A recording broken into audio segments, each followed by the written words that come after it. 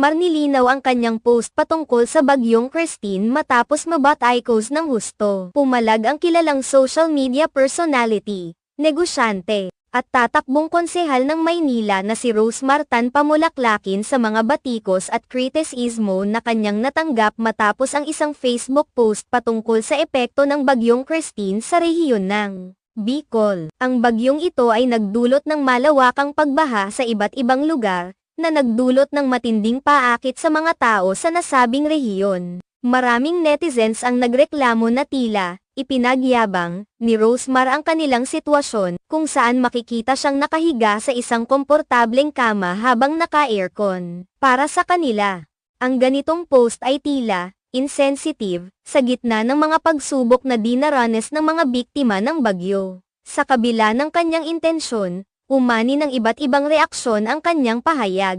Ipinahayag ng